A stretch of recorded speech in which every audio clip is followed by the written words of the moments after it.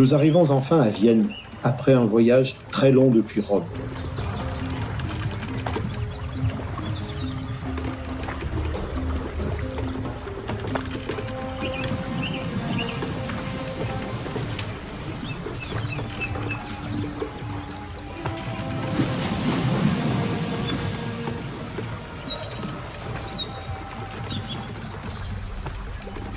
Du Rhône, la cité est impressionnante avec ses entrepôts ou auréas. On y entrepose l'impôt en blé et en vin d'une grande partie de la Gaule à destination de Rome. Le Rhône permet aussi de commercer avec toute la Gaule et la Méditerranée. D'ici, c'est la pyramide du cirque que nous apercevons derrière les entrepôts. Allons visiter ce cirque.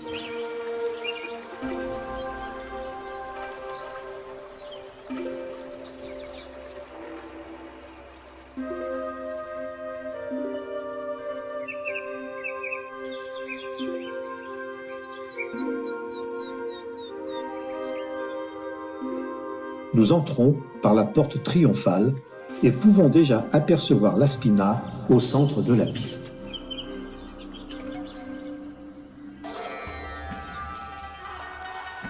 Nous y sommes. Ce cirque mesure 460 mètres de long. Il peut accueillir près de 20 000 personnes. Nous pouvons voir l'intégralité de la Spina et ses décorations, avec au centre la pyramide qui mesure 25 mètres de haut. La statue vêtue de rouge est celle de Laurige Velox, de la faction des Rouges, qui a gagné 176 courses. On le voit tenir une palme dorée.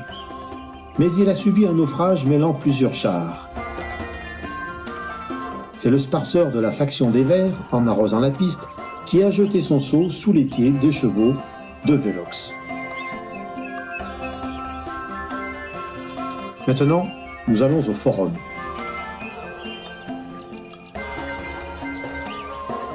Nous devons entrer dans la ville par une des portes du rempart.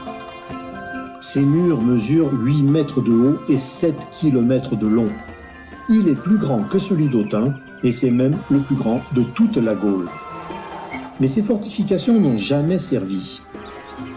Il s'agit plus d'une construction de prestige, privilège accordé par l'empereur Auguste, comme le signale l'inscription monumentale sur la porte.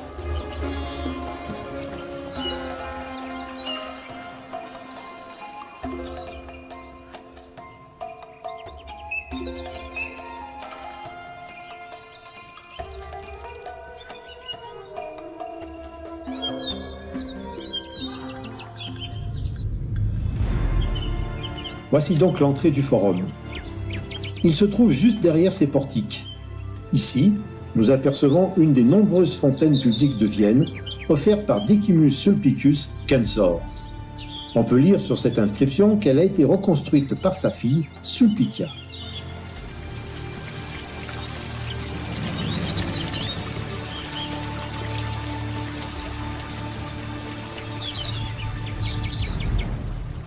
Entrons sur la place du Forum.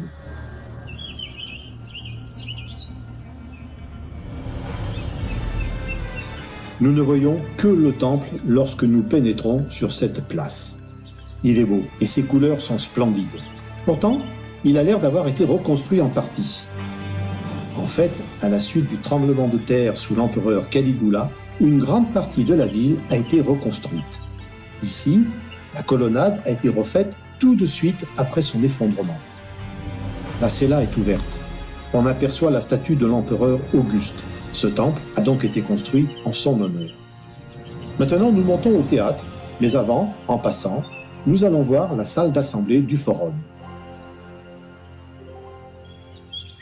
À droite, nous pouvons voir le Bouleuterium, où peuvent se réunir près de 800 représentants du peuple de l'immense territoire de Vienne qui s'étend jusqu'à Genève.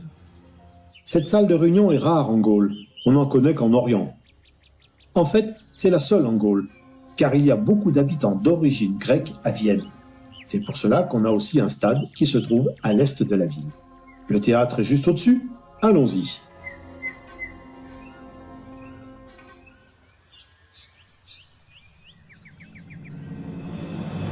On est impressionné par sa grandeur. Il peut contenir plus de 13 000 spectateurs. Il est l'un des plus vastes du monde romain.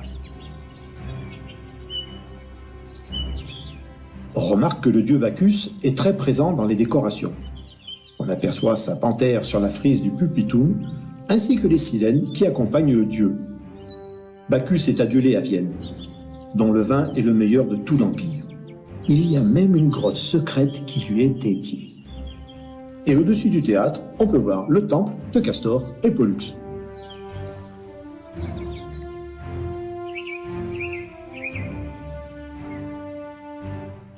On a d'ici la meilleure vue sur la petite Rome. À l'entrée de la ville, il y a la porte de la Voie qui mène à Lyon. Outre Rome, on aperçoit les grands thermes avec la palestre et de grandes maisons avec souvent de belles mosaïques comme celle des dieux Océans.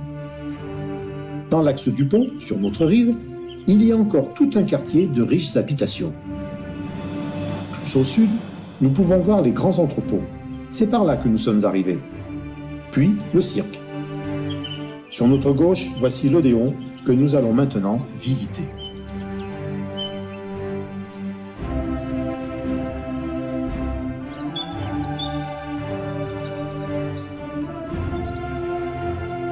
Nous voici arrivés dans l'Odéon. On en trouve aussi en Italie. On y représente des concerts, des chants, des lectures. En Gaule, il y en a 3, à Lyon, à Valence et bien sûr à Vienne.